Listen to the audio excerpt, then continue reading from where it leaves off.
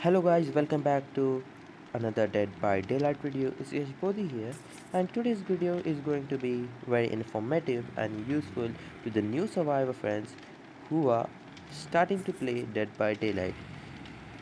The video is which killer you should buy first. So without further ado, let's get straight into it.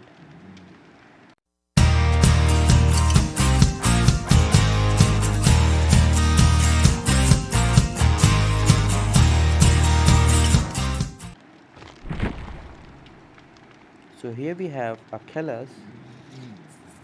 So the trapper is the base killer which everyone gets, and the hillbilly is the killer which you have to earn after completing the starter packs. So if you complete a ritual of the starter pack, it will offer you the hillbilly, and hillbilly is a very good killer, and it comes into the A tier, which is a very high tier. Hillbilly is a very great killer, but it is very difficult to master him. All killers are very difficult to master, but hillbilly's chainsaw, his art of chainsaw is like very difficult to master, even to play, because survivors be unpredictable, and if survivors are trying to go left, you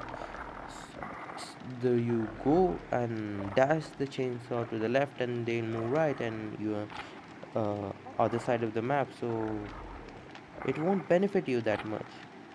And it's not like DVD, PC, or console that without add-ons Billy has mobility. It's not like that. In mobile, Billy has no mobility without his chainsaw, so he just goes straight and does not move if he does not use his boots. So that could be a bit of difficult for survivors, but you can try it out because you get it for free. So the first killer that you should buy is the doctor with iridescent shards. First I'll tell of iridescent shards, then I'll tell of auric cells, one by one. Okay, so why doctor? His perk, first, overwhelming presence. That's not too good. Survives within your territory is affected, and increase the item consumption rate by 80%. That's not much good perk. But the second perk, Monitor and Abuse, it actually does not go with the doctor, but actually goes with other killers like Hag and Michael Myers, which is the shape you call it. What this perk does is, when you're not in chase, your terror radius is decreased by 8 meters, and while you're in chase, your terror radius is increased by 8 meters. And it also increases your field of view by 3 degree or 6 or 9 as per the tiers. So this is a very great perk for other killers. So if you unlock it very quickly, you will actually benefit from it. The third perk actually uh, is against the beginner players, but it won't affect the players who have played a lot of Dead by Daylight mobile. What this perk does is, after you kick a generator, after you kick a generator,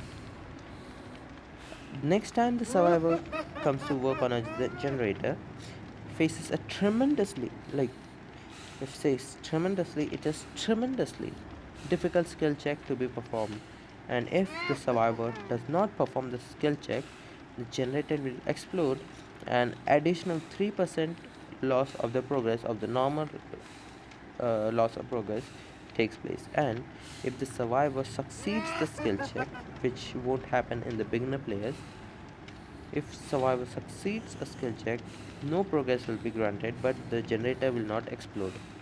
So it's like of a beginner perk than the metas, but you can try it out. And now we get to the special powers. Special powers are like divided into two of doctors. One is shock therapy and one is static blast. Static blast is really simple. It takes 60 seconds to recharge, and when you perform the static blast, the survivors within your terror radius, that's the heartbeat within your terror radius, will get a madness level. okay, and they'll scream. So if they are already on madness level 1, they'll go in madness level 2. If they are in madness level 2, they'll go in madness level 3. And what the madness level status effect is on madness level 1 it will be like normal, but the survivors will see illusionary doctors. Madness level 2, they'll receive difficult skill checks with reverse skill checks or upside down skill checks, so it would be difficult to trigger skill checks. And also, while in a chase, survivors will have a illusionary red stain on their back, which will confuse the survivors if the killer is near them or not. And the third is madness number 3, which actually makes you inefficient, if that's the word, which means you're not capable of doing anything. You cannot repair the generators, you cannot unhook survivors, you cannot heal survivors, you cannot do anything which is productive to the game unless and until you get out of the madness level 3. And how do you get out of madness level 3 is you actually have to snap out, and for that you have to perform 3 difficult skill checks. If you succeed the skill checks, you will get out of the madness level 3, but if you don't succeed the skill check, you will scream and reveal your location, and you have to get out of madness level 3, and other survivors can't help you do that. So if you are a beginner, then you'll definitely suffer a lot from this one. So doctor will come in handy for the beginner players. That's why I chose the doctor. The next killer I say of Oryxels I'm saying now is Baba. Baba is the player cannibal whose nickname is Baba. He was from the movie Texas Chainsaw. So his two perks, barbecue and chili, and Franklin's demise, are very very good perks. What this barbecue and chili does is, after you hook a survivor, the survivors who are at least 40 meters from the hook, the meters reduced as per the tier, will show their auras to the killer. So the killer will actually know where all the survivors are, and he can go there and catch them in off guard. And also, what this perk does is it grants you 100% bonus blood points after the game ends. And as a beginner, you need those blood points to grind. So, barbecue and chili will help you out a lot. The next perk is Franklin's Demise. What Franklin's Demise does is when you hit a survivor with a basic attack, the survivor will drop the item, anything he was carrying, and the item will appear white on the ground, and after uh, a couple of seconds, like here it's 150, then it will decrease to 120 and 100. After that period of time, the item will actually be taken by the entity and would not be retrieved back. So that's a really really good perk. Knockout is a pretty okay perk, if we say that. What it does is when you down a survivor with a basic attack, uh, the survivor crawls slower for 15 seconds, and during that time the survivors are affected by the blindness status effect. What the blindness status effect is you cannot see auras of anything. You cannot see auras of generator, totem, hooks, other survivors which are coming to help you. You cannot see anything for 15 seconds. That's an okay perk, if we say that. Now we come to his special power. What his special power is Baba's chainsaw. What it does is when the chainsaw is charged, the Baba can swing his chainsaw from side to side in his frenzy and can down multiple survivors at a single time. So imagine if two survivors are running in front of you in a way, then you can charge a chainsaw and down both of them at a single time. It does not matter health state. If the survivors are in two health states, then two survivors will go down. It's called the cannibal's tantrum. He swings his chainsaw from side to side and he can actually break pallets with it, but his chainsaw will stop then his one charge will go, and the survivors can avoid the chainsaw by dropping the pallet, which will then lead to breaking of the pallet, and survivors can vault the windows and keep an obstacle between a cannibal. And remember, when the chainsaw is being tantrum, then the baba cannot vault the window. It's a pretty decent killer for the beginners, easy to play, easy to understand, and you can get win a lot of games by this. Then we have, sorry, then we have a lot of killers over here. Wraith is also a good killer. What this Wraith is, his perks does not matter. What his predator perk does is this: the scratch marks are a bit more easier to see if not spread over trees and any walls and over there. It just shows the path, but it's actually difficult because from far away from the map you can actually see the scratch marks on the walls or trees, and you can find out that there's a survivor there, but with predator you cannot do that, so it's actually very bad for predator. Next is wallhound, sorry, bloodhound. What it does is the blood traces are 2 seconds longer than the original time on the ground. That's not a good perk. Having the blood stains 2 seconds longer is not that big of a deal, but an okay perk. Then we have Shadowborn, increases your field of view by 9 degrees, which lets you see more than your normal vision, which is an okay perk. Shadowborn is an okay perk and can be useful for nurse. For the nurse, it's very perk. Now his Wailing Bell is his special ability. What it does is,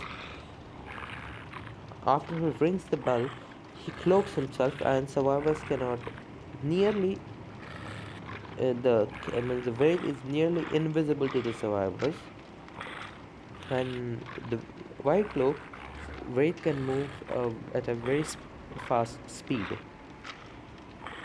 Then Wraith can uncloak himself and he get an increased lunge of the normal lunge. He can just burst out of speed and lunge and get that sneaky hits. Also, Wraith can body block the windows and pallets, which are the resources of survivors to be saved from the Wraith. Wraith can actually block the resources and then can, with the increased lunge rate, hit the survivors before survivors can get to another resource. And that's a really good thing about the Wraith. And remember, Oath Starva played Wraith in the best of the best tournaments of Hexes in 2020. So don't never underestimate the power of Wraith. Wraith is a really strong killer, and I will definitely prefer playing Wraith. The next killer that we are playing is Plague. Plague is a really simple killer to play. What the power is, first we get to the perks. Corrupt Intervention. Corrupt Intervention is a meta perk, and competitive players, the tournament players, use these perks. What this Corrupt Intervention does is, the 3 generators further from your vision, further from your reach, where mostly the survivor spawn, are blocked for a total of 1 is it 200 seconds? No, what is it? 120 seconds for at tier 3.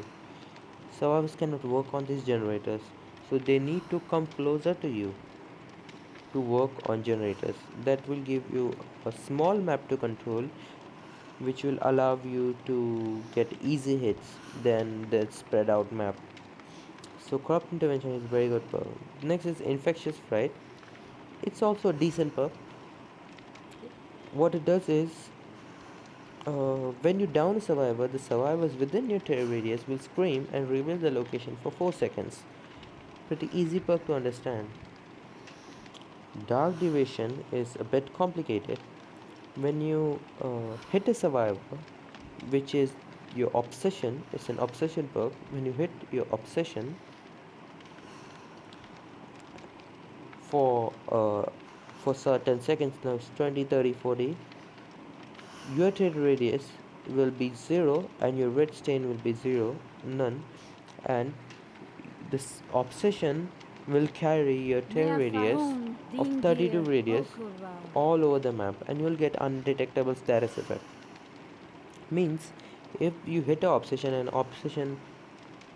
and you lose your obsession will emit the tear radius and take the tear radius all over the map wherever he goes for a certain amount of time, and that's really cool. Dark Devotion is an okay perk, means good perk.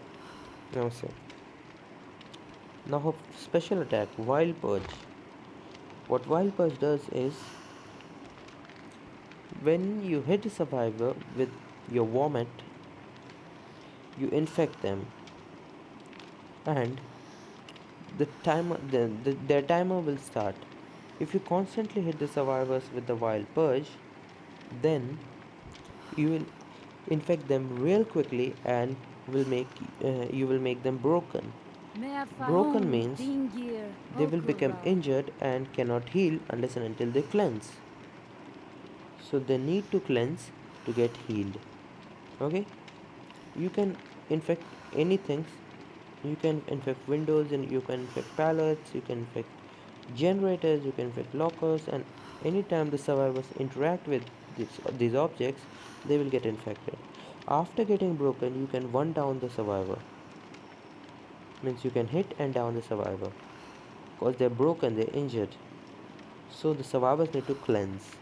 Now here is the real power of the plague. After the survivor cleanse, at the pool of devotion, the pool becomes corrupted. Then, after interacting with the pool, you can gulp the corrupted purge, and then you can attack the survivors from a long range. You can spit your corrupt purge and hit multiple survivors at a single time, and also can down multiple survivors at a single time. But the her power actually depends on whether or not the survivors cleanse or not. So it's a dependent game on each other, whether survivors cleanse or not, that will grant you the power. But the plague has at the beginning granted one corrupted pool, which will be farther away from where the killer spawns, and she have to go there and pick up that purge. Also, there are add-ons which gives her one or two extra corrupted pools, which has a lot of snowball potential. Alright, now we get on to Oryx Cells killer. The one Oryx Cell killer that you should take is Michael Myers. I have not taken it because I don't think he's that good of a killer, but his perks are really good. If you don't want, you can actually skip this killer, but if you want his perks, you can take this killer. What this perk does, save the best for last.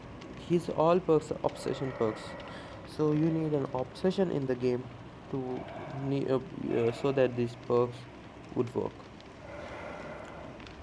So you become obsessed with one survivor, so there would be an obsession in the game, and Each token grants 5% decreased successful basic attack cooldown.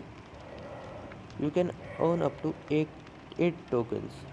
Okay, so this 5 8s are 40. So you will get 40% of reduced cooldown of your successful basic attack. What is successful basic attack is the time that the killer wipes his weapon and then engages in chase again. So that speed is increased.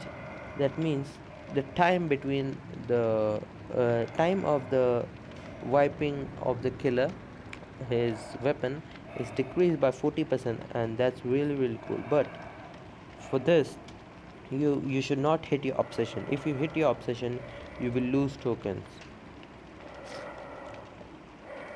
and you cannot gain tokens after your obsession is sacrificed or killed. So it's an obsession perk, and it depends on if there is if you kill your obsession, or if obsession is still in the game, if you hit obsession or not.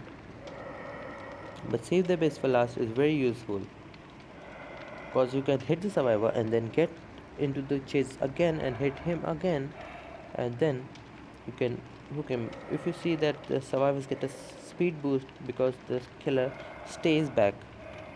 But if the killer does not stays back, then if he really engages in chase very quickly, then survivors will have no opportunity to make distance with the killer. So save the best for last is a very great perk. The next perk is play with your food. It's also an obsession perk. Every time you change your obsession and let him go, you receive a token up to maximum of 3 tokens. And each token grants you a movement speed of 3%, with 3 3s are 9. So 9% movement speed after you gain 3 tokens. And you need to be in chase with your obsession. If you leave the obsession and hit another survivor, you will lose all your tokens. So it's not that good of a perk, but it's a fine perk. After Before it got nerfed, it was a really good perk that after you gain 3 tokens, you can keep it forever, and that was really good. Performing a basic attack or special attack spends 1 token. So if you hit your obsession, you will lose 1 token. Okay. Then you have Dying Light.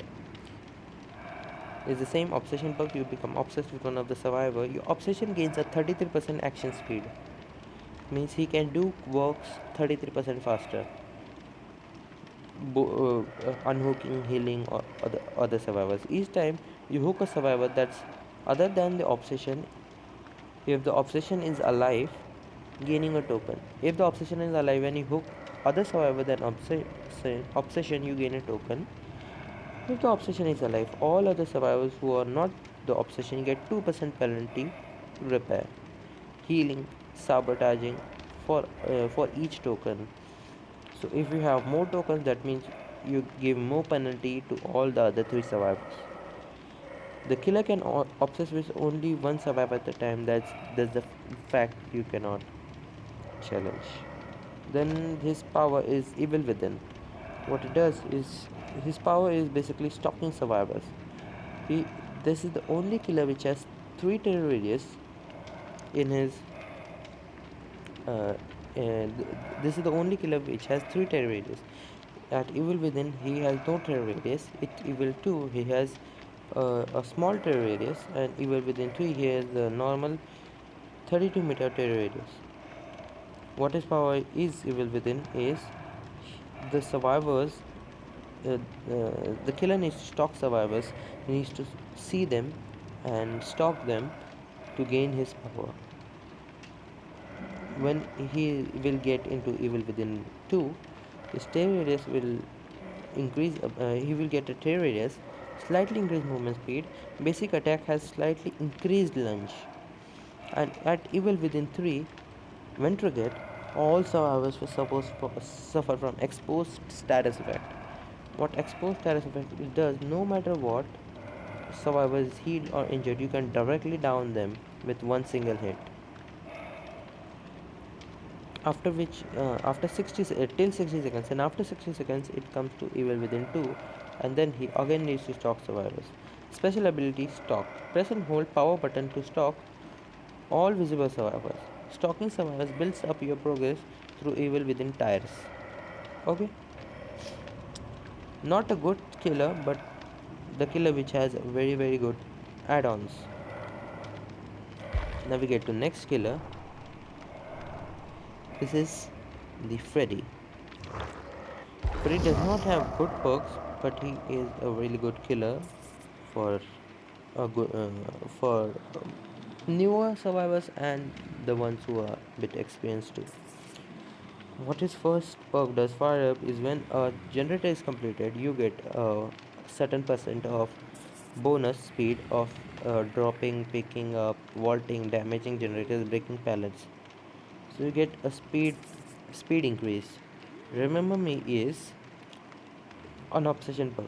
Each time you hit your obsession with a basic attack, you increase the time of opening gates by a certain seconds up to additional of certain seconds. Your obsession is not affected by remember me. Okay, so other than the obsession, if someone opens the exit gate, they will receive the time penalty.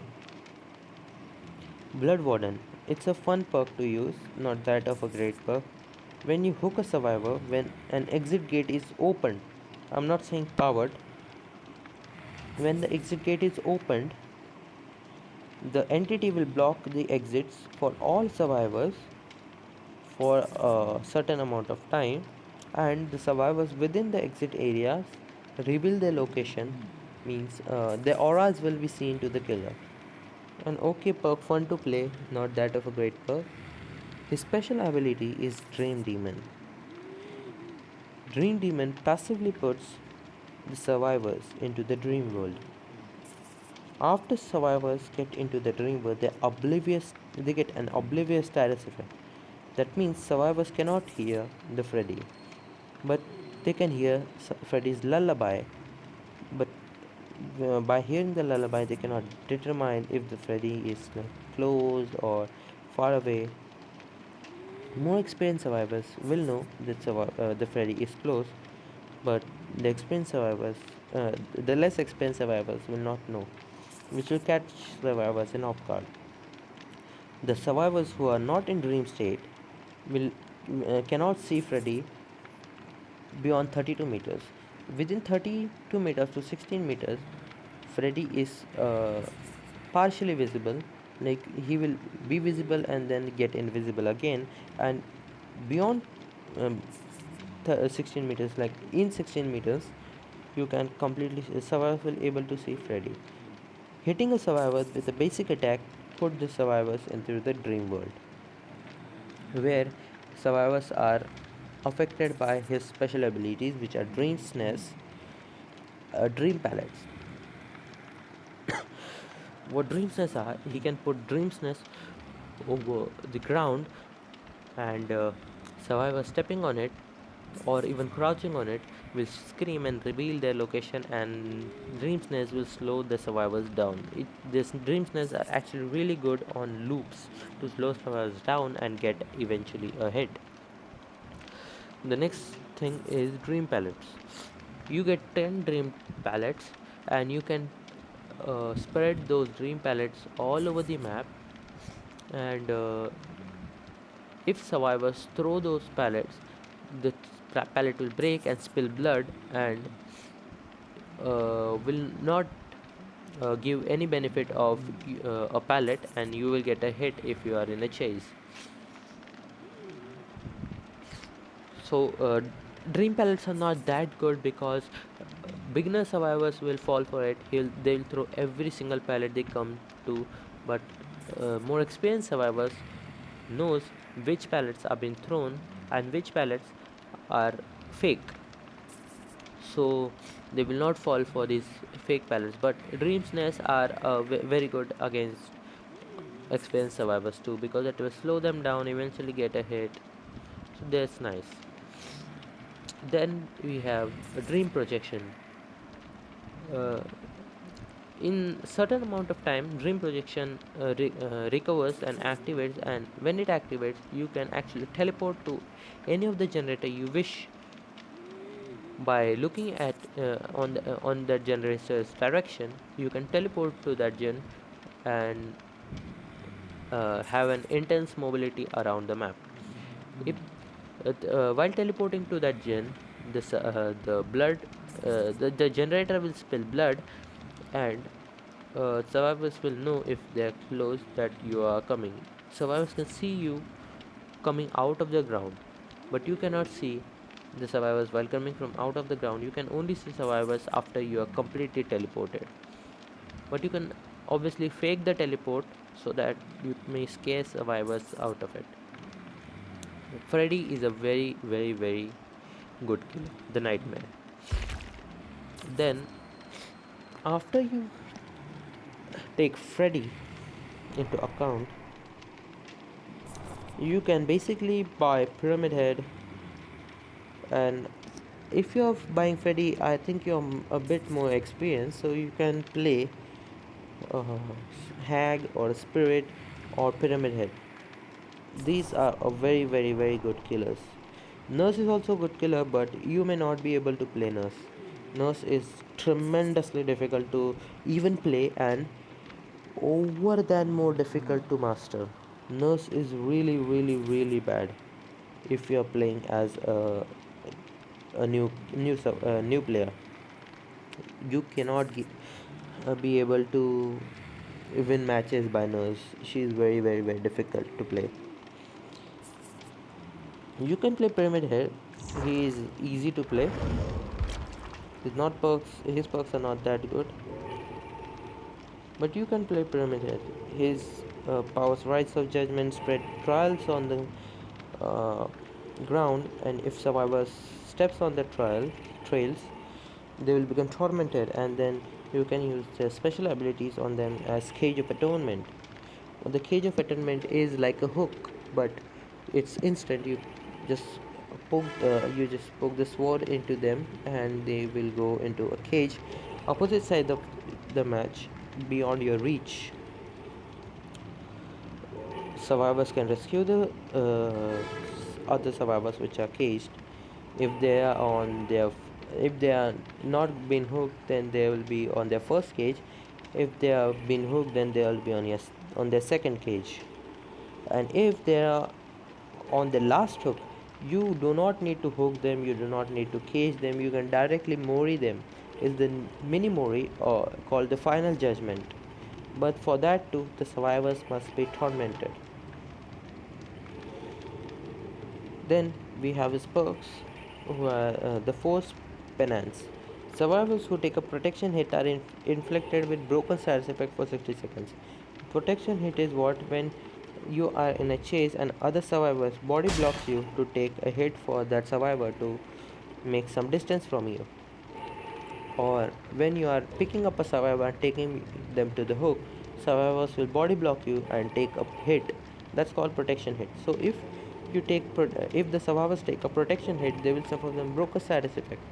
What broken status effect is, we know that they cannot heal themselves for a certain amount of time. They're broken. Then we have Trail Torment. After kicking a generator, you become undetectable until the generator stops regressing, or a survivor is injured or put into the dying state by any means. During this time, the generator's yellow aura is revealed to survivors. This effect can only trigger once every 80 seconds. So, what is it? After you kick a generator, you become undetectable, means you do not have a terror radius or red stain. But you get out of terror radius if the generator stops regressing, or you hit a survivor, or the survivor goes down by any means. Till that time, the generator's aura seems yellow. Okay, and the death bound. After a survivor heals another survivor for at least 32 meters away from you, survivor performing the healing action will scream and reveal the location and activating death bound for 60 seconds. During that time, the survivor suffers from oblivious status effect when further than 16 meters away from the healed survivor. So what will this does is when one survivor will heal other survivor, then the survivor will scream, and when going away from that healed survivor, more than 16 meters away, the survivor will suffer from oblivious status effect. That means he will not be here. He will not hear your heartbeat for a certain amount of time. That's an okay perk. Executioner is a very strong pick, and in competitive play, Executioner is the third most strongest killer to use. Then we have Hag. Hag is basically an area control killer, but her perks are really good, and it's a bit like a trapper with a very good traps, phantasm traps, Black and Catalyst. But her perks are Hex Thrill, the third seal. Her perks are all Hex perks. What these perks are is you see the totems in the map. These dull totems, that's called totems, and hex perks. The totems becomes lit. There is a candle underneath that dull totems, which makes them hex totems. The hex perk is always related. Hex totems are always related to a hex perk. So if a killer brings a hex perk, then the totem will be lit up and be shown as that there is a hex perk playing out by the killer. Cleansing the totem will deactivate that respective hex perk. And why these hex perks are used? Because some powers are really strong, and to uh, control that power, there are some totems made which will actually control that power. Like if the perk is really strong, it cannot be hold it cannot hold that power by itself, so it needs a support of an object. If the perk does not have a hex if the hex perk will not be given a hex perk, then the survivors will constantly suffer from that hex perk. So it gives an opportunity to the survivors to deactivate the hex perk, which will balance the game of survivors and killers. So what hex third seal does is, when you hit a survivor, they will suffer from blindness status effect up to 4 survivors, because there are 4 survivors in the game. So if you hit every survivor, then all survivors will suffer from from blindness status effect. So they will not be able to see auras of anything. They cannot see auras of generator or hooks or totems or chests or other survivors who are dying on the ground, or survivors who have been hooked. They cannot see anything. So they have to make a wild guess of where the survivors are, and they have to unhook the survivors, which will spend a lot of the time of survivors searching for the other survivors, and eventually will not be able to find survivors, and the survivors will die on their first hook. So that's a very strong perk, the Hex third seed. But the Hex totem stands. The Hex effect persists until the related Hex totem stands. After the totem is cleansed, it's of no use. Hex Ruin is a meta perk. After the generator is when the generator is not been repaired by a survivor, means if it's repaired and then left after being without being completed, the generator will start regressing at 200% of its normal regression rate. Means, what is 200%? 100% is the speed when you kick the generator. It takes 4 seconds for to the generator to regress of 1 second of survivor's progress. Means if the survivor works 1 second on the generator, it takes 4 seconds for the generator to regress that 1 second.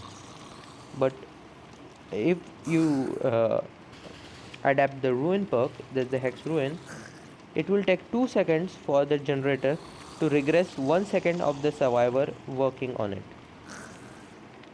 So if imagine if survivor has worked 10 seconds on a generator, Without hex ruin, it will take 40 seconds to regress that generator.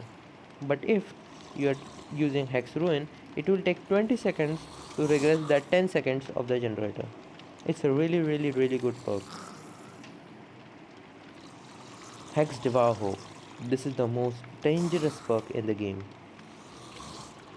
What it does is, when you hook a survivor and go 24 meters away from the hook and the survivor is unhooked, you gain a token.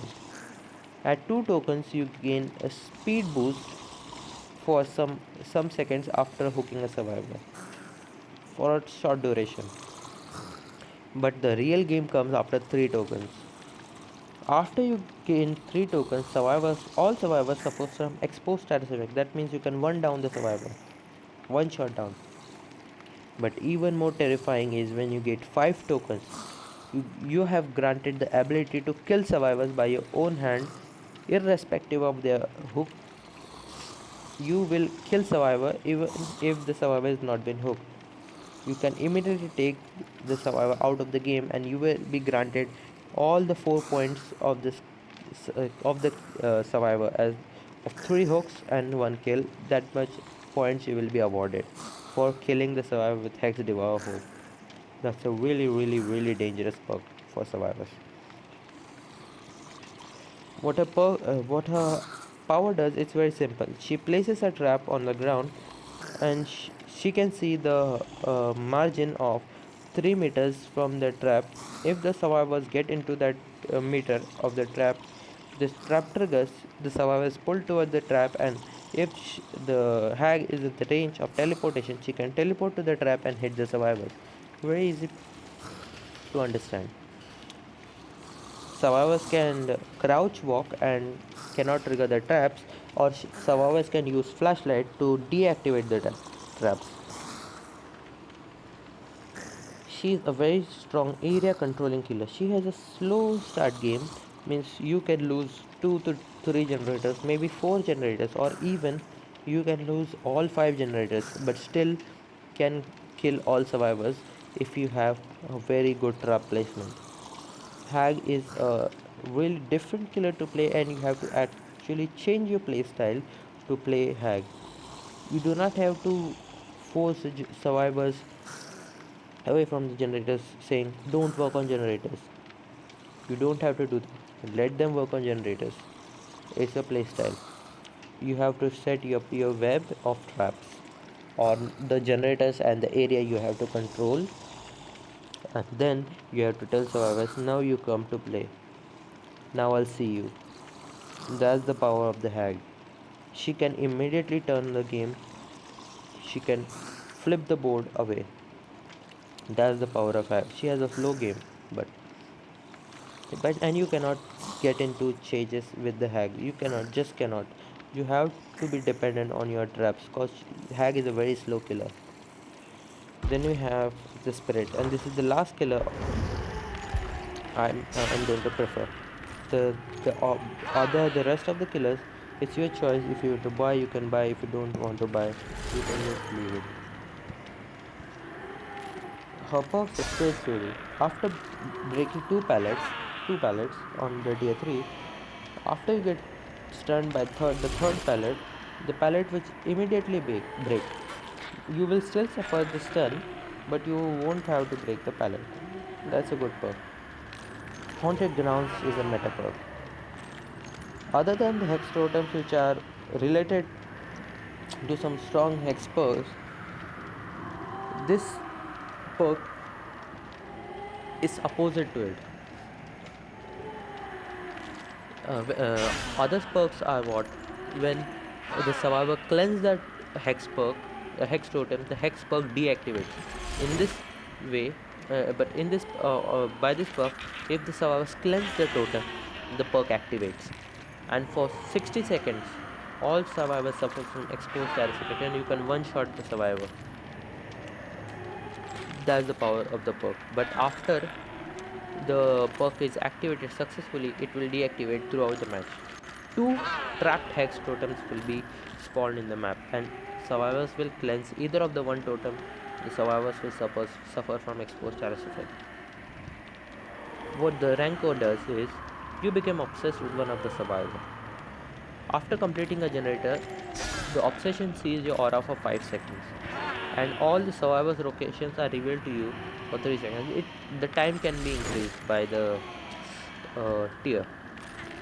After all generators are completed, your obsession is suffered from exposed status effect, and you can kill your obsession. So you can basically mori the survivor, which is the obsession, and the obsession suffers from exposed status effect if you can one shot the survivor, which is the obsession. Now, her power, the Yamaka's haunting. Her power is a bit different and complicated for survivors to actually get into practice. That's why she is hard. After getting into Yamaka's hunting, you cannot see the survivors. You cannot see the blood trails. You can only see survivor scratch marks, and you can hear them going left, right, front, back if they are around them. So you have to do a wild guess of where the survivors are, and then come out of the phase, and with that increased lunge, when the spirit comes out of the phase, you have to hit the survivor. It's really difficult to counter spirit because she has very less counterplay. She can come from anywhere, anytime, and she can hit you. So she is a very scary person to deal with. But her work is of guess where the survivor can be, where the survivor is, if it's standing still, if it's moving, if it's crouching. She have to make guess, come out of the phase walk, and then hit the survivor. uh, survivors can hear the killer if they are out of her terror radius, like a sound coming, and survivors can hear the footsteps of her walking if they want to know if she is phasing or not. So that's an easy thing to know. While phasing, she leaves her body at the place where she started phasing, and her spirit goes to another place, and after the phase ends, her body comes back to where she ended her phase. So it's very difficult to know if she's faking the phase or not faking the phase.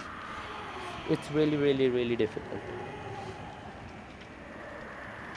That's why the spirit is the second most strongest killer. The first strongest killer is the nurse. She's very difficult to play. What her power does is she can blink anywhere on the map within her range of blink, and can hit the survivor. But she suffers from the fatigue after the blink. Fatigue is the thing which she looks down and cannot see anything. That's the fatigue. And you need to be more precise on her blinks to actually get advantage of the nurse. If you do not know how to blink and you just randomly blink anywhere, then you will definitely going to lose the match. Her perks are Strider. The breathing of the survivors is increased by a certain percentage, and Thanatophobia is a perk is for each survivor that's been injured, the survivors gain speed speed penalty for repair, sabotaging, cleansing, etc. A certain percent of speed penalty. And Nurse's Calling unlocks the potential in aura reading ability. Means you can see the auras of survivors who are healing or being healed are seen by the killer in a certain range, 20, 30, 32. That's the range. So there's that are the three perks of the nurse. But I will say that you should buy the nurse at last when you are a bit good with her, cause I actually regretted buying her. I was not able to play the nurse, but now I am actually okay with the nurse. You can say not good, but you can say that I am okay with the nurse. Okay, so that was all the killers you should have to buy at first.